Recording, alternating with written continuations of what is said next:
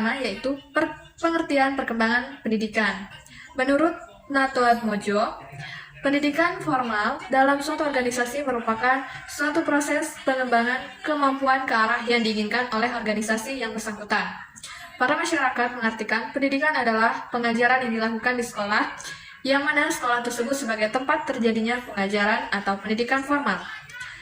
Jadi, pendidikan tidak seluruhnya terjadi di sekolah, tetapi pendidikan bisa jadi di rumah, yang mana orang tua yang menjadi gurunya. Orang tua di sini siapa saja? Yaitu bisa ayah, ibu, kakak, abang, mbak, dan lain sebagainya.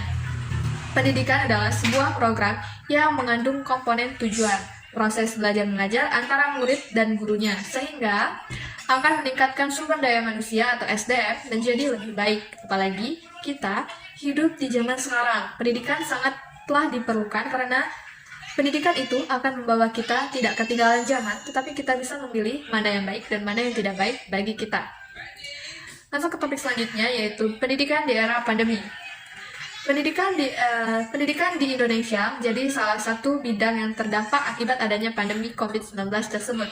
Dengan adanya pandemi, Kementerian Pendidikan di Indonesia mengeluarkan kebijakan yaitu dengan meliburkan sekolah dan mengganti proses kegiatan belajar mengajar atau KBM dengan menggunakan sistem dalam jaring atau daring.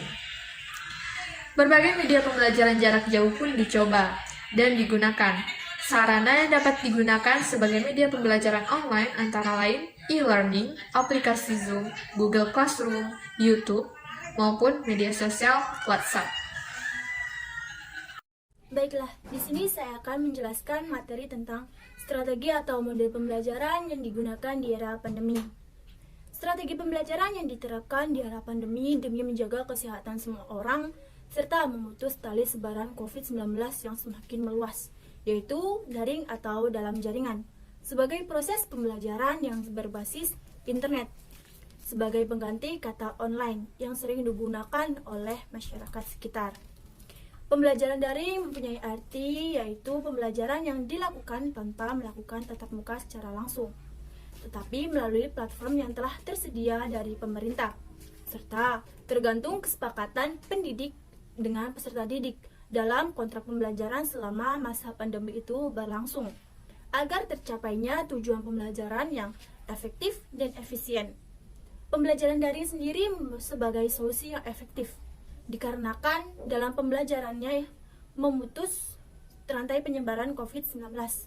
Physical distancing juga menjadi pertimbangan dipilihnya pembelajaran tersebut. COVID-19 memang sedang menjadi topik pembicaraan yang sedang hangat di seluruh dunia karena penyebaran dan reaksinya yang sangat cepat. Hal ini membuat banyak negara terdampak dan harus segera mengambil keputusan cepat dan tepat untuk menanggulangi wabah ini. Indonesia adalah salah satu negara yang terdampak COVID-19. Kebijakan pemerintah Indonesia untuk segera melakukan social dan physical distancing merupakan tindakan yang tepat dan sekaligus menghentikan roda perekonomian, pariwisata, dan juga pendidikan.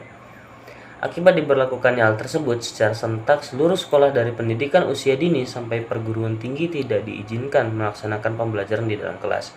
Tentu saja hal ini merupakan satu hal yang sangat baru di kalangan guru dan siswa. Pandemi yang saat ini tengah terjadi memaksa agar semua komponen pendidikan berpacu untuk melakukan pembelajaran jarak jauh dengan menggunakan internet. Hal ini agar pendidikan bisa tetap berjalan walaupun di tengah pandemi. Kegiatan belajar mengajar yang seharusnya berjalan di sekolah kini harus dilakukan di rumah. Siswa kini harus mulai belajar dari rumah, tentunya dengan ditemani oleh orang tua yang juga terimbas oleh COVID-19. Banyak orang tua yang dirumahkan ataupun di PHK dari tempat kerjanya. Kurangnya literasi teknologi membuat guru, siswa, dan orang tua menjadi kesulitan dalam kegiatan belajar jarak jauh. Selain itu, tambahan biaya internet, sinyal yang tidak baik ikut menambah kekurangan pembelajaran jarak jauh. Belum lagi kegiatan belajar dari rumah ini juga dapat menambah pekerjaan orang tua, khususnya ibu, karena orang tua juga membantu siswa dalam mengerjakan tugas yang diberikan oleh guru.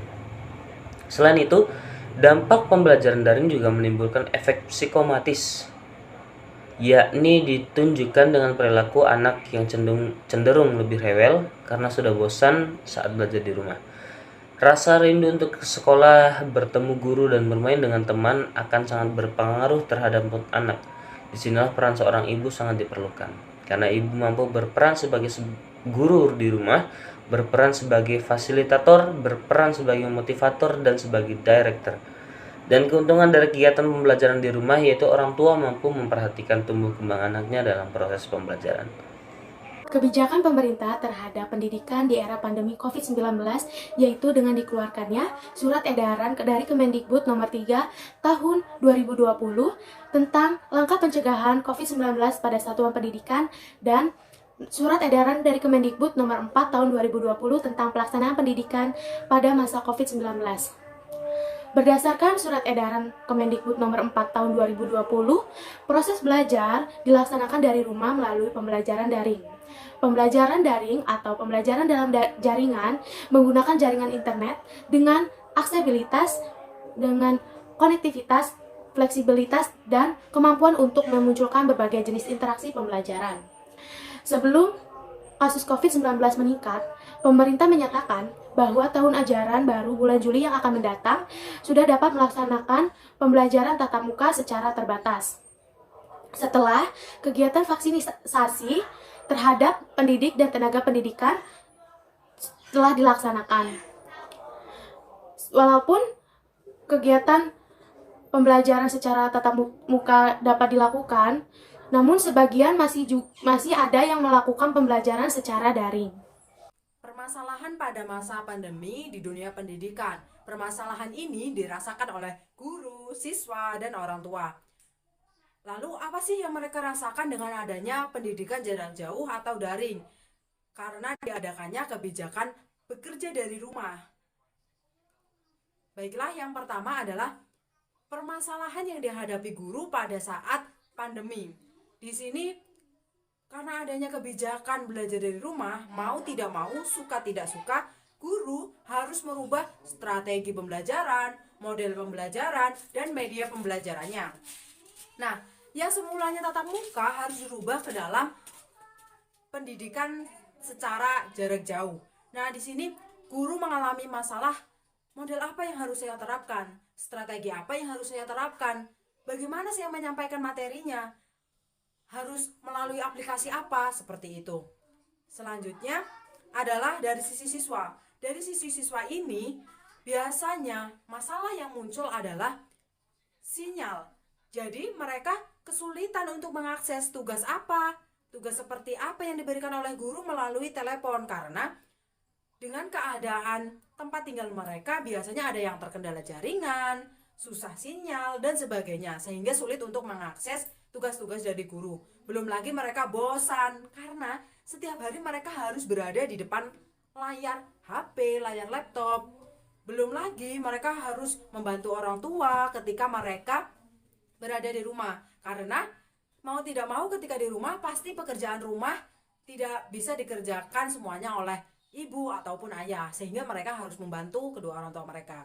Selanjutnya adalah permasalahan yang muncul pada sisi orang tua.